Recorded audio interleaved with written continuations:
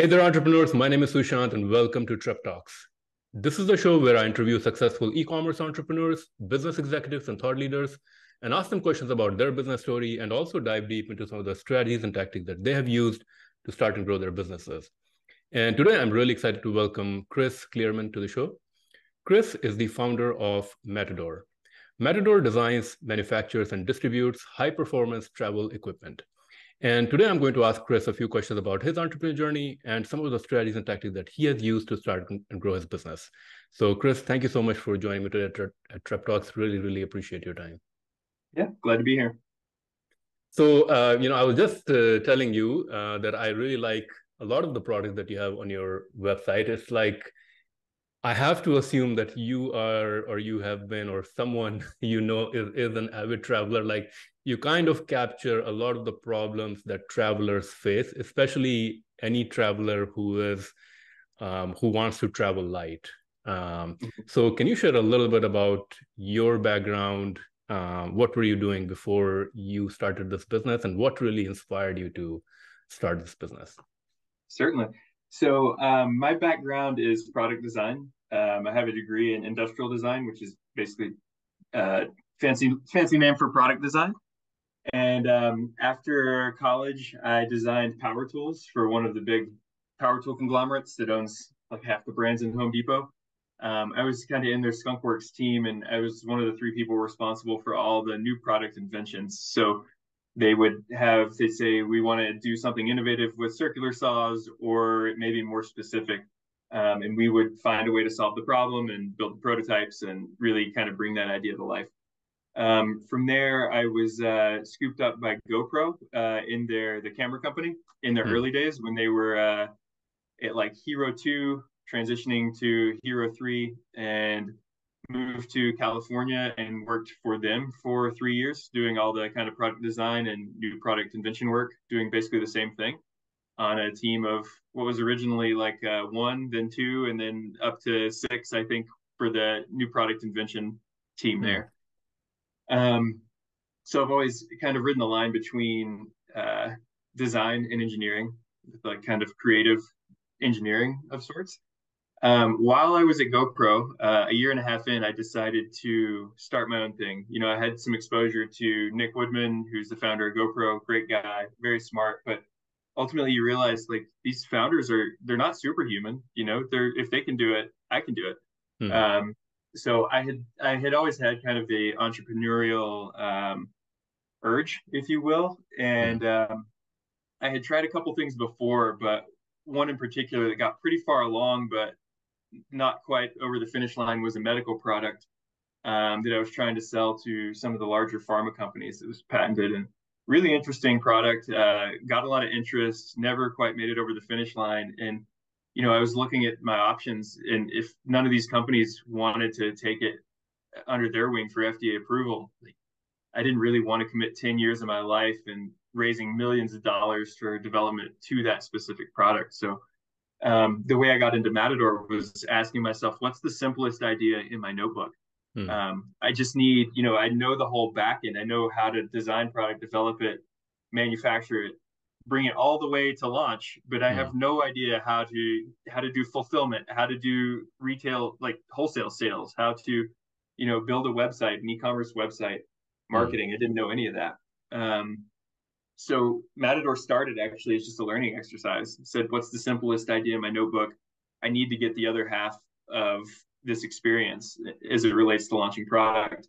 And so the idea was what's called the pocket blanket. And it's been, you know, it's still one of our top revenue products, even though we barely focus on it. It's a blanket that you sit on. So if you go to a concert, you can unfold it. It seats four. And it folds up the size of a small men's wallet to fit in your pocket. And it's waterproof, keeps you clean. You don't have to lay down your coat, ruin your coat anymore. So that was the simplest idea. I brought it to market, did some interesting guerrilla marketing that I think we'll get into a little bit later to get a launch. And ultimately it took off and went viral online. And then later it became a question of like, do you want to be a blanket company? That's not very exciting. Like, what do you actually want this to be? And my passion then and still now was travel, in particular, like adventure travel, and it felt underserved. So we took the brand in that direction.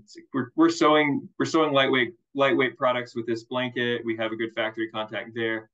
Um, and I also had a ton of hard goods experience from the rest of my career. So it's like we could do some really interesting stuff that a lot of companies can't, having experience and abilities on both sides. So dove into the travel market, and that's where we've been for the last 10 years. Awesome. But worth mentioning that overlapped GoPro by a year and a half. So I would work during the day for GoPro, then I would go home and work an 8-hour day on my own thing at night, and then sleep 8 hours and then do it again. So it was pretty Wow. nonstop for a year and a half. I mean, it paid off, so I guess it's Yeah, all worth it. yeah, it worked out in the end, but whew, it's a I don't lot know to if cook. are you still working 16 hours or? No, no, no. I've got a pretty cushy work schedule going on as of late. It gets better and better as time goes on. Okay, that's good. That's good news. Yeah, So you are yeah. a product design development person, and I think that this is probably an important topic for entrepreneurs who are kind of getting started. Coming up with the right idea. I mean, you said a couple of things. You said you had probably had a few ideas, and you went with the simplest one. Mhm. Um, what was your kind of criteria for coming up with um, a product idea? To me, it sounds like you were not kind of invested in one idea. You were very flexible. So you were really thinking it from an entrepreneurial perspective, not necessarily, hey, I have this good idea. If I'm putting 100% into this. If it doesn't work, then I'll be disappointed or something like that. Yeah, no, that's a great observation, and you're totally right. It's as a product person and like an inventor by personality, and I'm just so enthusiastic about that. I have hundreds of ideas in my notebook, many of which are potentially viable ideas. So the way I chose was for this particular instance, I was looking through and I was like, which one of these could I actually bring to market with the resources I have available to me now? And at the time, that was about $11,000 in savings. And I knew I couldn't do hard goods like molded plastic because the tools to mold these things cost more than that, right? So I wouldn't have Hmm. any money for inventory. So I Hmm. kind of narrowed it down to sewn products because sewn products, you don't have a lot of upfront costs. What you pay in is the inventory that you get. And I was looking for something that I could eventually get to adequate margins once I hit decent economy of scale. And this kind of panned out. It fit all the criteria. So ultimately, it was what can I execute? Working on this at night Hmm. by myself with no additional resources. What can I bring to market and have actual sellable inventory of for 11,000? And then I also wanted it to be small but relatively expensive for the size, just because I didn't want to waste all of the margin and freight. Hmm. So yeah, they were very much like hard business requirements that ended up being the cause of selection for the product idea that I pursued. And were you always thinking that, I'm assuming, direct to consumer, because it's the simplest way to execute or distribute products, that was kind of one of your criteria, or not? Yeah, I mean, honestly, I didn't know enough about the distribution side of business at that time to even really make these decisions. I didn't know how difficult or easy it would be to get this into like mass market retailers or mid market retailers. I knew at the time this was pretty. I mean, this was 10 years ago, so Amazon wasn't what it is now. Um, Most people didn't realize that you could just list your own product on Amazon. It was still pretty a pretty tight marketplace at that point. So we listed there, and then the direct consumer was an obvious thing. I knew we could build an e-commerce website. I didn't know how, but I knew it could be done. So that was ultimately like the fallback. Hmm. Um, so your first product, the pocket blanket, what was the innovation? Is the innovation there, and also in a lot of your products like the bags and stuff? Because it seems like a lot of them are really, I mean, the value proposition of your business to me seems like it's really focused towards utility, right? It's either lightweight, easy to pack, foldable. Is the innovation um, or one part of the innovation, the fabric, or the thing you're using, the material that you're using in these items? What is the material for this pocket blanket? The pocket blanket's it's a nylon. It's changed several times over the course of the years as fabric technology updates and stuff. But it's basically it's a really fine 20 denier ripstop nylon with a polyurethane coating and a DWR backer, with a PFA free DWR backer now. So the innovation there was that these fabrics were relatively new. There wasn't much for 20D fabrics, and I remember having to order fabric to build prototypes with from Japan. That was the only place you could get it, and then ultimately the fabric at the time was for production was ordered through Korea, but there wasn't, like in China they weren't really making fabric of this weight and this tenacity yet. It was pretty durable for what it was. And then we were applying a couple of coatings to it. And then one of the big things we realized was, like, if you fold fabric, it ends up being a lot smaller than if you just try to wrinkle it together and shove it in a stuff sack, because every wrinkle has like a radius to it, right? So all of these thousands of wrinkles, they take up a lot of space. So we sewed in these fold lines. It was a folding guide that showed you exactly, you just pick it up by this line and then line number 2 and 3, and it basically folds it back into the perfect proportion to store it. So instead of being like a wad of fabric the size of a basketball, it was a nice folded package the size of a small men's wallet. Then we added some built-in like corner stakes, metal corner stakes, and a few other things to make it not blow away in the wind. And yeah, it was a product that people wanted. About the same time, they were outlawing like bringing chairs into concerts. And also bringing in full-size blankets to concerts, so people could sneak these in their pocket, which was really good. It's kind of during one of the big music festival crazes. Awesome.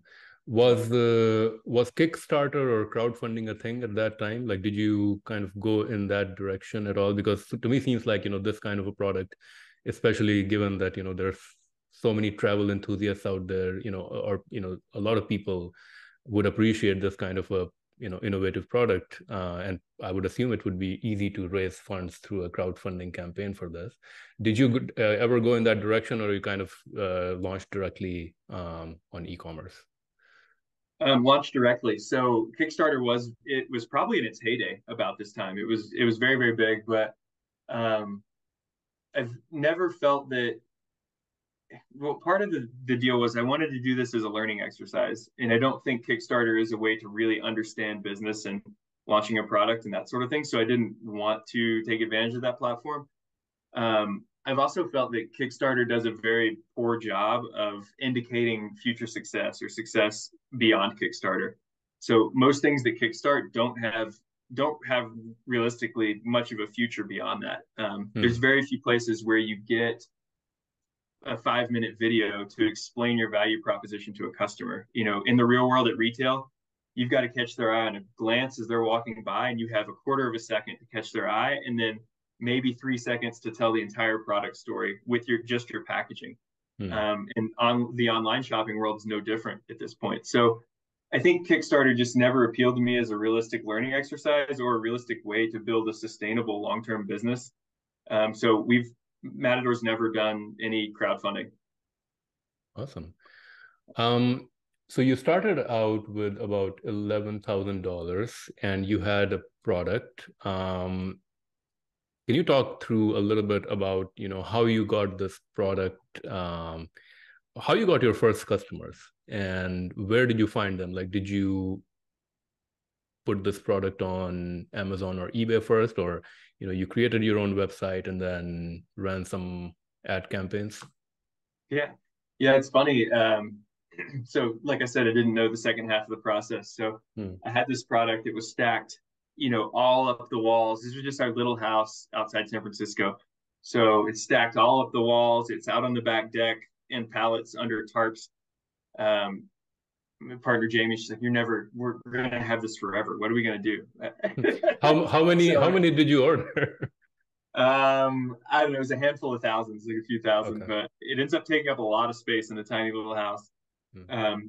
So they were let's see, we built the website and then put them on Amazon. It's like, all right, the website's going live, and turn it on, and of course nothing happens. It's pretty disappointing.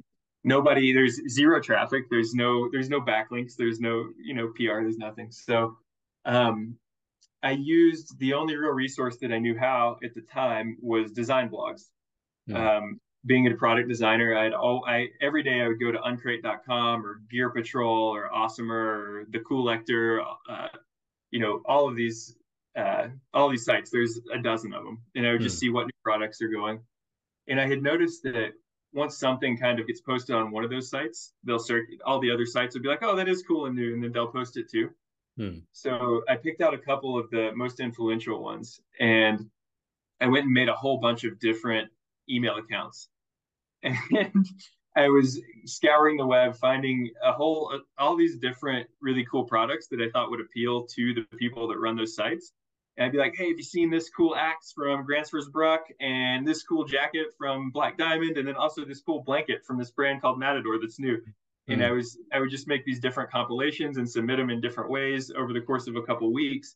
And then eventually, one of these sites posts the pocket blanket. They're like, oh, I Mm. guess they thought it was cool, and they post the blanket. And then another one posts it, and then pretty soon, all of these design blogs have it up, and it's on it was on like Gizmodo and some of those I can't even think of what they are right now. The big tech sites with millions of unique hits per day, Mm. and the sales just went through the roof. And Oh. then we had our launch, right? We had our PR was done, at least for the moment, Mm. and that sustained sales for many, probably, I was gonna say many months, but probably for a few years. Wow. That Okay. level of PR, we had a decent, consistent level of sales for a few years. We also had enough momentum to hire a PR agency early Mm. on and have them pursuing more of these type of organic placements, and that was huge. We've always pretty much lived on PR and unpaid media. It wasn't until later in the business that we got into the paid media in a significant way. I mean, that's kind of a testament of having a good product, I think, or having Yeah. that product market fit. In your case, I think it kind of worked out, at the first try. But I think where you need a lot of marketing is where you haven't found that product market fit. You have to kind of repeat your value proposition again and again. I think. Um, do you think that's what has made your product successful? Oh, absolutely. It has everything to do with the product and the storytelling. Lifestyle marketing was also kind of in a big budding phase at that point. So we really picked up on that, and we just showed all these cool places people could sit and watch live music or do all these things. Really picked up on the marketing trends.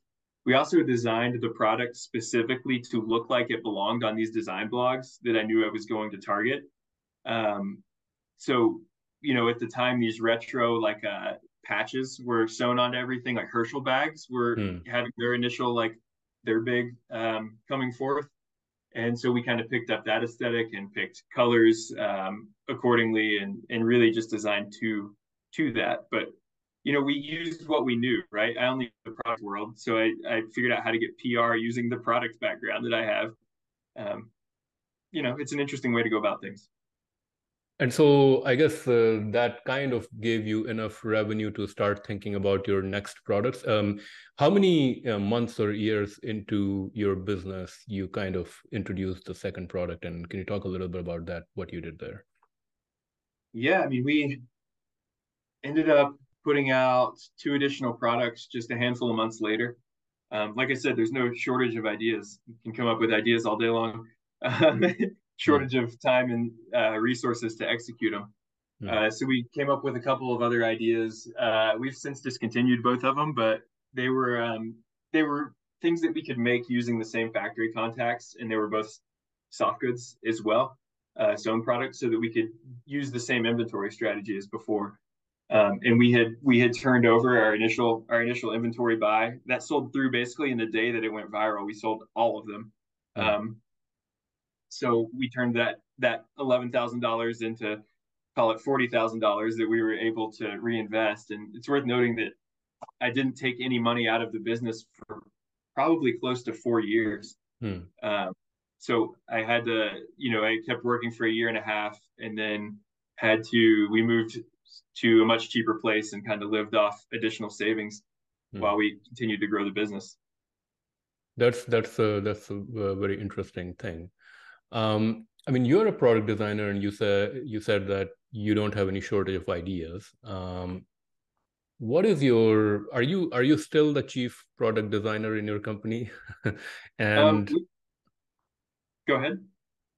yeah, what is your criteria of like bringing a new product to market now? Like, I'm assuming that now it's relatively easy because you have kind of the audience to pre-sell or at least test an idea. Ask, even just ask the audience, do you want this? Um, but what is your kind of product designing development thinking right now, and how has the criteria changed over time? That's a great question. To answer your first question, yeah, I still lead the product group directly. We have a handful of designers back there, hard goods, soft goods, and also like product marketers, that sort of thing. So there are a lot of people that help with this, but I'm still very, very involved in the nitty gritty day to day of the product. It's what I like. It's not something I really want to let go of. So Hmm. there's that, and then the second question: what is the criteria of a product that we've launched today? We're not really resource constrained anymore as it relates to development, so Hmm. that doesn't really play a role like it used to. So we have products that require many dollars of tooling and all sorts of stuff at this point. We also have relationships with factories that do things from CNC metal components and die casting to sewing and silicone rubber molding, all sorts of stuff. So we can pretty much build whatever we decide, which is really nice. Now we're mostly evaluating a few things. One of the big ones is how does this fit into the brand and where we want the brand to go. There was a time where we were less comprehensively brand focused, and it ends up being kind of a messy story to tell. Like, how does that product fit with this product, and what holds this brand together? What's this brand even about? Hmm. Especially when you have like 50 discrete, totally discrete products or inventions like our brand does. Hmm. You need a common thread in order for the consumer to show up at your website and understand what they're even doing there, what they're shopping for. Hmm. Another thing is now we have to believe that there's a significant audience for it. We used to launch some pretty niche stuff, but now it needs to appeal to 25% of the addressable market. We Hmm. can't launch stuff that only like 3% of people are gonna be interested in. Hmm. Um, let's see, another big qualification, and this one's kind of the one I think that gets missed the most, and relates back to what I was saying earlier, is we have to be able to tell the story and transmit the value proposition to the potential customer within a matter of a second, right? And if we can't Hmm. do that, then we don't go forward with the product. And we've got, I don't know how many ideas in here have been killed because there's too much story to tell. And it ends up being the discussion here is like, well, that would probably work great on Kickstarter, but we're not that company. And if it Hmm. can't sell at like stores like REI, we're not going to bother with it typically. Hmm.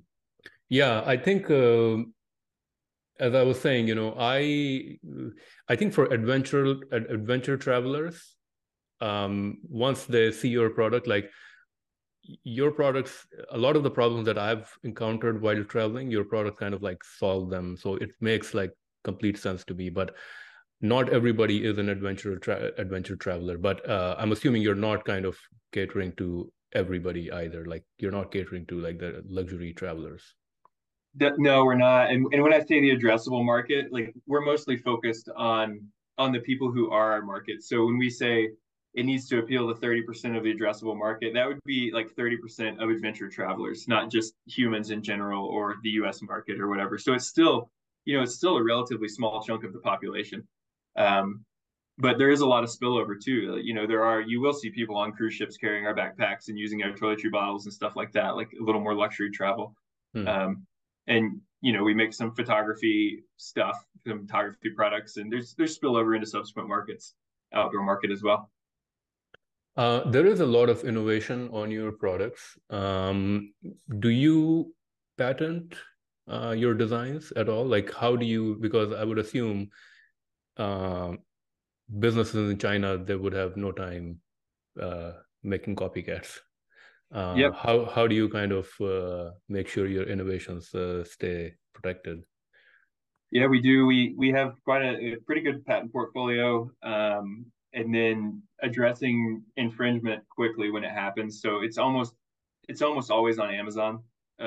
This day and age, it's just the way for foreign entities to access the American market, the lowest lift, easiest way. So as long as we're pretty diligent about filing patent infringement suits against the Amazon things as soon as they pop up, we can keep them to a minimum. One of the problems is if you let a couple of them exist on there for a few months, people will look and say, you know, it looks like you're not enforcing your patents. We're going to copy it too. And then you end up with a flood of them. Another interesting thing that we've done, we noticed that our best inventions had a really short lifespan whenever they were sold on Amazon for MSRP for the same price they were sold as everywhere else. And what happens there is you become like the #1 item in the category on Amazon, and then all of the foreign factories copy your product because it's a good seller. They have that data point. So one of the things we've done is actually raise our product prices about 20% on Amazon. So it's actually considerably more expensive to buy our products on Amazon than anywhere else. And it's because we never want to become a category bestseller on Amazon. And that has prevented probably 99% of the copycats. There's also third-party software like Helium 10 and some others, and they pull out products for these people who are searching for products to copy. They're like, oh, this product is selling well. You know, and it shows them a list. You should make something like this. So staying off of those lists has actually been really effective for us. And very additional, we sell less quantity on Amazon, but we sell more on our direct consumer site, which has a lot more value for us. So like the soap bar case is a $14 product, and it's an amazing product. It's very unique. It's patented. If we sell one on Amazon, maybe we make a profit of $3 by the time we pay for the cost of the goods, the freight to Amazon, you know, Amazon's fees, all these things. If we drive that customer to our website, our average order value is closer to $100, and they'll typically buy 3 items. And then we also have a very high returning customer rate. So that instead of a $3 purchase on Amazon, we end up with a multi-$100 customer lifetime value on our website. So it's actually worth it for us to lose a lot of sales on Amazon in order to facilitate a stronger business, direct consumer business. I think that's definitely a great strategy. Talking about Amazon, now it seems like you are in a lot of retail stores as well. What is kind of your channel strategy, and how big is it? I believe you said REI is your biggest third party. Domestically they are. So we do we sell direct to consumer, as I've mentioned, on our website. We don't have stores of our own. We do sell wholesale in the US and Canada, and we sell that direct to the wholesaler. So there's no distributor between us and our retail partners. So there's a direct brand retailer relationships, and that would be stores like REI or the Container Store, stores like that, as well as a lot of independent specialty outdoor stores, stores of that nature. And then there's the third parties like Amazon that we don't sell to them. We sell on those platforms, but in a very controlled rate and well above MSRP, kind of as I alluded to with our strategy before. And then as you go internationally, with the exception of Canada, we start to use third parties, they're distributors who have a local sales force and speak the local language, that sort of thing. So most of the EU is serviced by our distribution partner in Germany. You can ship over borders really easily in the EU now, so we don't want distributors competing with each other and have a price war, right? So we have one distributor servicing the EU, and then there's like another distributor for the non-EU countries like Switzerland. We have a distributor for Japan and China and Korea, like all these various countries around the world. Is US still your biggest market, or do you see like other places kind of Yeah, US is our top market. Japan is our second, and that Wow. kind of the EU is growing really, really fast right now and may pass Japan next year. Wow, that's very interesting. Japan. Is it because why Japanese people travel a lot, a lot, or? I think I think they just really like our products. They're very specific about they like small things that are executed very well. Um, Small, nice, high quality products. And it just resonates with them. I think the aesthetic and the problem solving nature of the products really resonates in that market. Um, what is your within the US? Are you fulfilling yourself, or are you doing it through like a third party? Yeah, we use a 3PL, and And we've been doing that since the initial batch that I shipped out of my living room. We've been through about five 3PLs at this point. any learnings there? um, have they kind of messed up your orders and any one of them in the Oh past? yeah, I sometimes I hear like horror stories. yeah. There's been some pretty disastrous years. The most notable one, they got too busy and couldn't receive holiday inventory. So for about a month, they just had our inbound inventory sitting on the loading dock, and we missed a good chunk of the holiday season sales because we had to be out of stock on those products. They couldn't ship Oh, until they were received. That was a disaster. We had one grossly overcharging us for warehouse space by a factor of about 20, thinking they would get away with it. So we got into like a little bit of a legal dispute there. Um, the biggest thing, I would say, the biggest learning with all these 3PLs is to make sure you have a contact at the warehouse where your product is stored. There's some big ones out there, and you have a contact at the central office. That doesn't really work when push comes to shove and things and there's a fire. Like, you need somebody on the ground who can go find that pallet of product, who can go, pull a sample from that to see if it has a defect. Like, really, our best experiences have been working with these small, like single or double location uh, 3PLs where we have a contact that we know personally that works at that physical warehouse. let's talk about marketing a little bit. So you have, your direct to consumer site, but then also you have like these these retailers, REI and others. Um, do you help the retailers with marketing your brand at all? Like, what does your marketing look like? More both direct, direct to consumer, and also the channel partners. So the vast majority of our marketing is through paid Facebook and Instagram spend, as well as through PR. Um, so one of the big things that we do for our retailers is have the PR articles linked to their stores instead of ours. So you'll notice a lot of the PR articles about our products linked to, say, REI or Hmm. some other store. That drives a lot of traffic for them. Also, our ad spend in general, while we typically try to drive people to our website, first time shoppers of the brand, maybe they trust REI's ability to fulfill their order quickly, or backcountry. They have a good account set up with backcountry already, and they prefer to order from there. So there's a lot of trickle over uh, from our ad campaigns to the retail partners' web sales. And then as it relates to in-store sales, yeah, we do what we can to offer POP and to do customized signage and all sorts of stuff to kind of make the brand sell as well as we can in store. And that's kind of a different program. That's like the in-store marketing and POP programs, but we do produce and distribute that stuff mostly for free, be it like various signed and um, all sorts of different things. To me, it sounds like you get, or you've been getting a pretty good return on investment on your PR efforts over Yeah, the last. it's impossible to measure the PR return on investment really, but if you see, like, our brand is innovative and our products are unique, so we end up getting just an outlandish amount of coverage. And we've had the same PR agency now for quite a while, and they do a great job. So Backbone Media out of Carbondale. They're really excellent at what they do, especially within the outdoor and travel industry.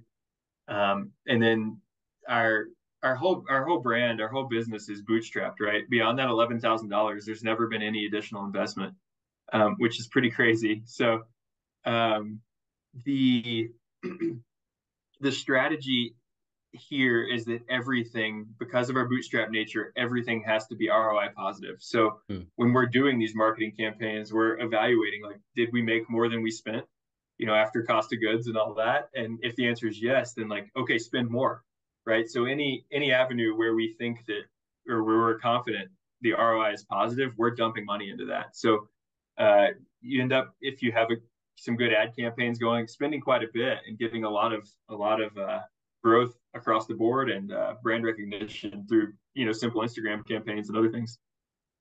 What does your team look like right now? How many people in the team, and like what are the different departments?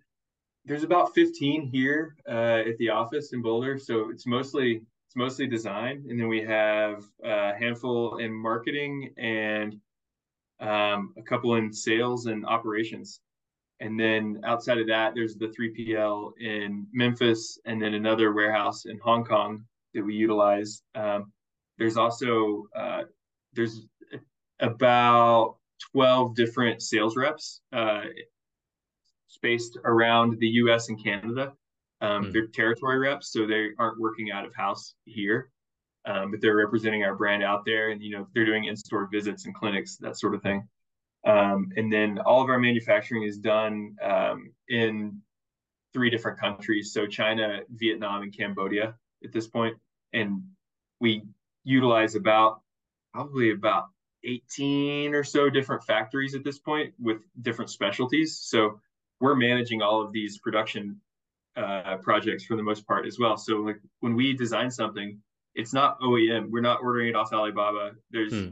And it's not OEM parts. Like we're designing, we're doing this, building these SolidWorks models, designing and engineering all of the components, cutting the tools for them, having those molded at like an injection molding house or a compression molding house, and then we send all of those to a single location to be assembled. So you see a product like just our travel earplugs kit has 8 different suppliers involved in it, and we have to manage all those projects.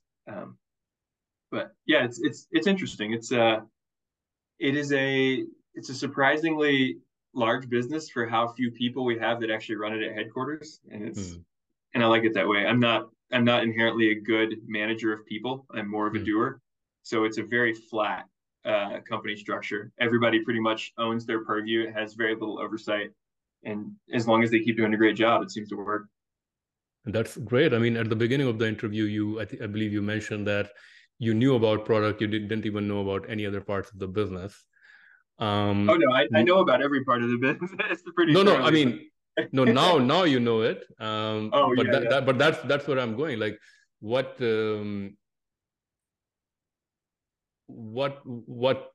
and I believe you're also saying like you have a lot more flexibility in your day and everything. So are you? I mean, have you kind of reached the entrepreneur's dreamland? Every entrepreneur I think every entrepreneur's dream is to become, have the freedom, right? So have you kind of reached that place? And like what are you thinking about the most these days about your business?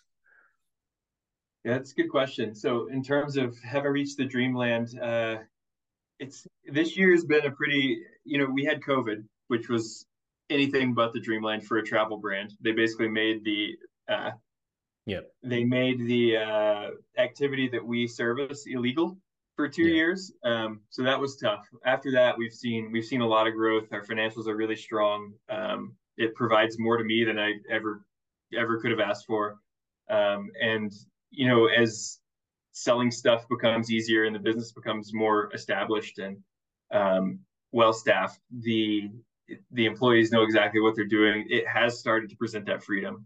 It took a decade to get here, but I've been able to take a pretty enormous amount of vacation. I'm progressively riding a motorcycle, so I shipped a motorcycle over to Europe, and progressively riding that like a few weeks at a time across all of Europe and Asia. and you're just Wow. storing it in between, and just doing a lot of stuff that I wanted to do, but it doesn't happen quickly. It took a decade to get there. So I'd say yes, yeah, pretty much pretty close to being at that point, but we're pretty much there. I've also realized through doing that I just don't really have any interest in like actually retiring or like pulling out of the business. I really enjoy Mm, doing this mm, for the most part, and I end up thinking about it quite a lot, even when I don't have to, and I don't really want that like passive income stream and just to lay on a beach. That's not mm, me. And I mm. don't, so finding the balance where it's, I'm back for a month or two and then I'm over there doing the rides and then, traveling somewhere else. And that's really where I want to be. That's the sweet spot for me right now. Definitely. What is your which motorcycle do you ride? It's a 1250 GS BMW, Wow, and very it's set nice. up it's set up for off-road. So we'll do about 50% off-road, 50% on. Like we just finished going across Spain through the Pyrenees Mountains, which was really fun. Wow, that's awesome. In every entrepreneur's journey, there's always mistakes made, lessons learned, failures. What has been, I mean, you've been running your business for 10 years. What has been kind of a big one or two mistakes that you could have done without, that maybe Yeah, taught you some lessons, and what can other entrepreneurs learn from your mistakes? I wouldn't say there's any like distinct points that are huge mistakes. Like I was at this decision point and I made the wrong decision. I was too conservative early on as it relates to marketing. There was a golden era of Facebook ads, and we were getting a nearly a 5-to-1 return on ad spend, and I just hadn't really thought about how powerful that could have been in terms of growth. We Mm, probably could have, shaved advanced years on our growth curve had yeah. I known then what I know now. So Mm, I think I didn't. I was too product focused early on, being a product person, and not market and story focused enough. You have to like marketing is everything. Most product brands are started by marketers. They don't even need a great product if they can tell a great story. mm, So I was coming at it the other way, where I thought the product would do all the work, and it's just not. Ultimately, it's not the reality of the world. mm. But I mean, I do think that, um, yeah, I mean, I do think, at the end of the day, product can take you maybe long distance. Yeah, Marketing can, definitely, if the product doesn't perform, marketing can only take you so far. So, right. Yeah, you really need both if you're gonna find true growth and longevity. But like you said, the product, if you have a good product and you can protect it, you can exist on that for like what the 26-year lifespan of the patent. yeah, But if you want to really grow, you've got to have the marketing chops, or at least find someone who does to help you push the business. for sure. Now we're going to move on to a rapid fire segment. In this segment, I'm going to ask you a few quick questions, and you have to answer maybe in a couple of words or a sentence or so. One book recommendation for entrepreneurs and why? The accounting game, lessons from the lemonade stand, and I find that most entrepreneurs do not have a solid foundation of accounting knowledge, and ultimately, that's the game that we're playing, is what it comes down to. Okay. An innovative product or idea. It could be e-commerce, retail, or tech that you feel excited about, besides yours. Um, in terms of tech, lately we've been using. I mean, I'm sure a lot of people say AI, but I'm going to say specifically AI as it relates to the product design process. And ChatGPT has a function now where it'll generate images for you. Hmm. So you can say like, "Hey, show me what a luggage tag would look like if the Black Diamond, the climbing company, made it," and it'll Hmm. spit out 4 options, and it'll show you a bunch of options, and it really gets the designers' heads going in a bunch of different directions, and it's improved our design significantly. Wow, that's really interesting. Mm-hmm. Um, a business or productivity tool or software that you would recommend, or a productivity tip? Have you heard of Text Expander? Yes, yes, of course. Okay, yeah, I love Text Expander. Just programming in your shortcuts. I have full emails program, so just three Yeah. keystrokes and you type it 500 words. And then from the business side, I'd say Asana. We implemented that several years ago as kind of a project management and business management software, and it has been life-changing after the team accepted it and got used to it, myself as well. For sure. Another startup or business that you think is currently doing great things? ZBiotics. So it's a prebiotic for preventing hangover. And I swear it works so well. And if I could get in on the ground floor of that, I certainly would. But yeah, they're doing amazing things. Excellent product. Awesome. A peer entrepreneur or business person whom you look up to, or someone who inspires you? I wouldn't call him a peer, but I really like how Richard Branson did it. He combined his hobbies with his business and also managed to live his life in an interesting and aspirational way, and not just get sucked in and become a stuffy businessman only focused on the bottom line. So I'd say Richard Branson. Yeah, for sure. I mean, he's created his own world, right? Like he lives on his own island and does what he wants to do. Final question. Yeah, for sure. Final question. Best business advice you ever received or you would give to other entrepreneurs? I would say the best business advice I would give is that nothing is as good or as bad as it seems. So, I mean, it stands on its own, right? When you think you've hit the jackpot, just wait. It's not going to be what you think. When you think it's the end of the world, take your time, make your decisions. It's not going to be the end of the world. Definitely. Everything is cyclical. So yeah, it's never always going to be great. It's never always going to be bad. So yeah, balance, for sure. Balance in all things to some degree. Yeah. For sure. Well, Chris, those were all the questions that I had. Thank you so much for sharing your time, for sharing your story and all your business lessons and also some failures and lessons there. Thank you so much again. If anybody wants to check out your products, what is the best way to do that? Just go to matadorequipment.com. Awesome. Well, thank you again for joining me today at TrepTalks, and wish you and your business all the very best. Thanks. Appreciate it.